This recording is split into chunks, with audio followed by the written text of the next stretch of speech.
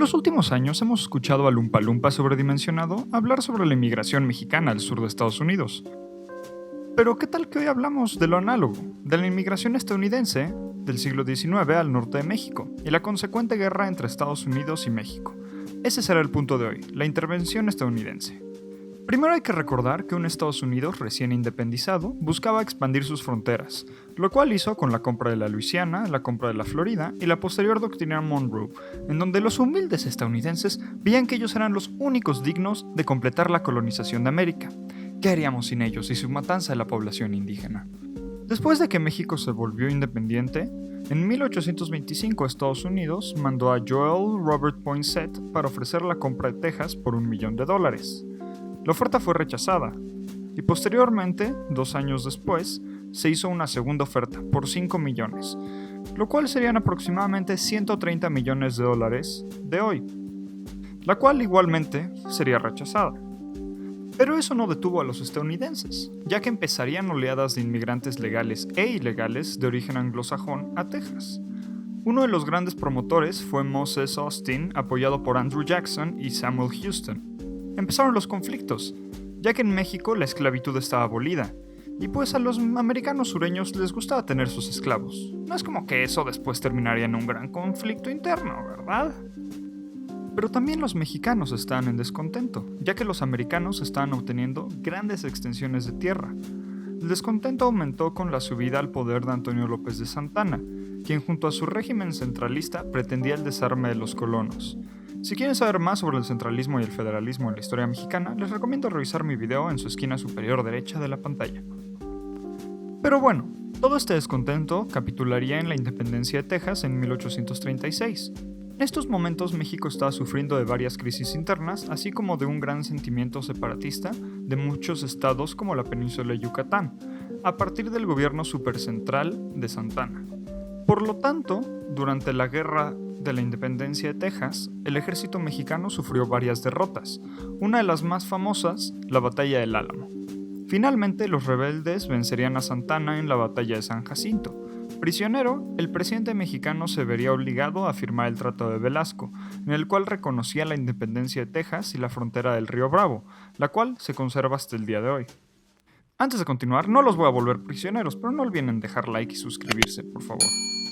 Después del fin de la guerra, México desconocería el tratado.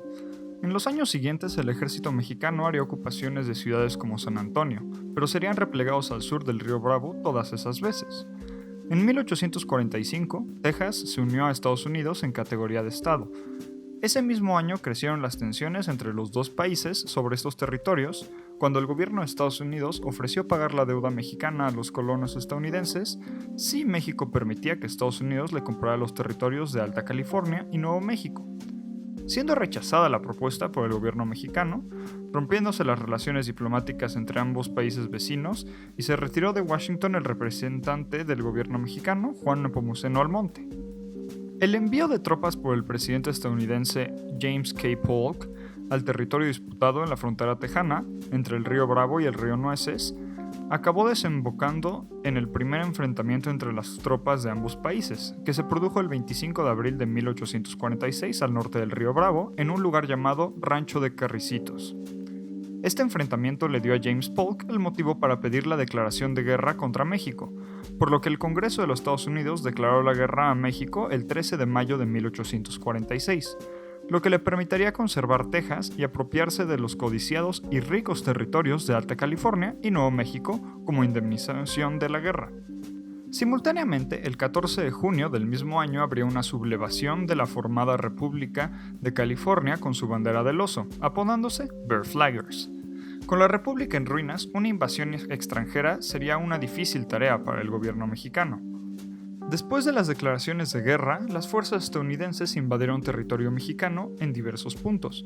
Una fuerza naval en el Pacífico fue enviada a ocupar California y reclamarla como suya, ya que los ingleses también tenían intereses en ese territorio.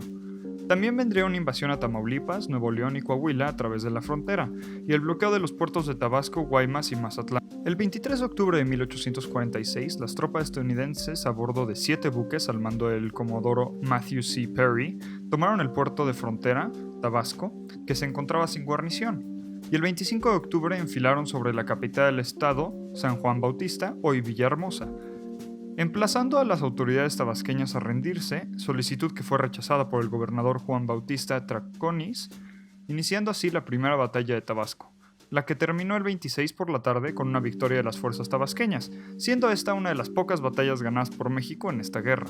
Santana marchó personalmente hacia el norte para enfrentarse a Taylor en la batalla de la Angostura, conocida en Estados Unidos como la batalla de Buena Vista, el 22 y 23 de febrero de 1847.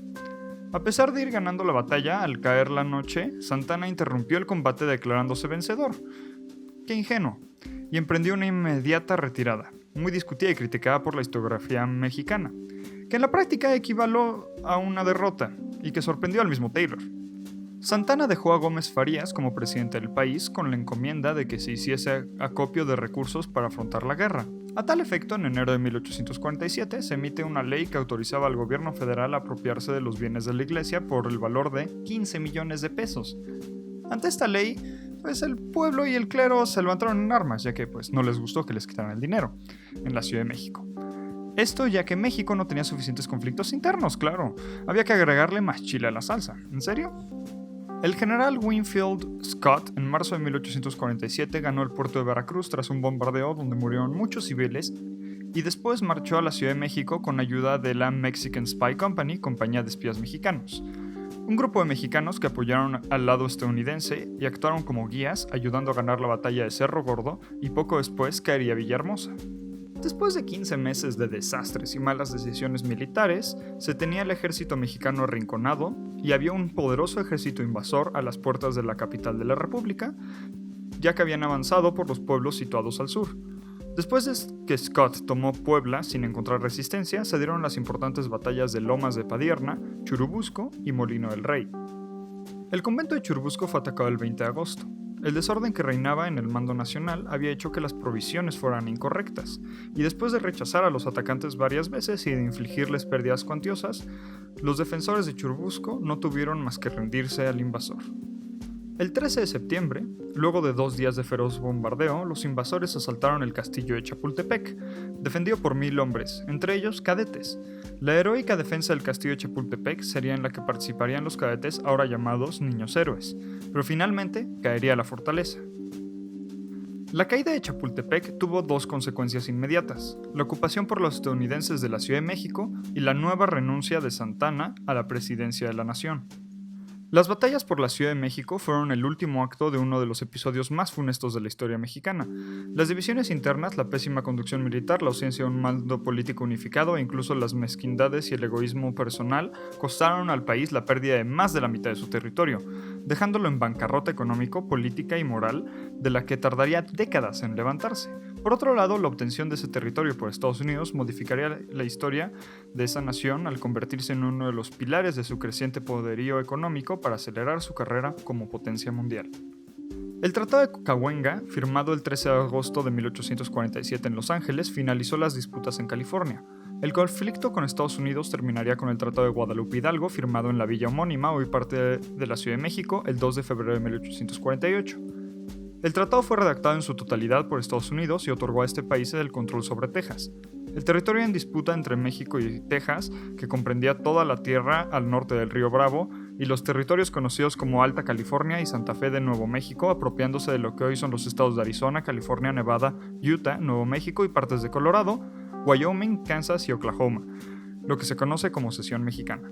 Para México significó la pérdida de más de 2.1 millones de kilómetros cuadrados de tierra, el 55% de su territorio entonces. A cambio, los Estados Unidos le darían 3 pagos y 15 millones 100 mil de dólares como gastos de guerra y cubriría los daños sufridos por sus connacionales en México. Los territorios anexados contenían aproximadamente 7,000 habitantes mexicanos en Alta California y cerca de 100,000 habitantes en Nuevo México, aunque esta cifra solo incluye los de origen español. Muchas tribus indígenas hablaban español y no se contabilizaban en estos censos, por lo que la cantidad real de habitantes habría sido mucho mayor.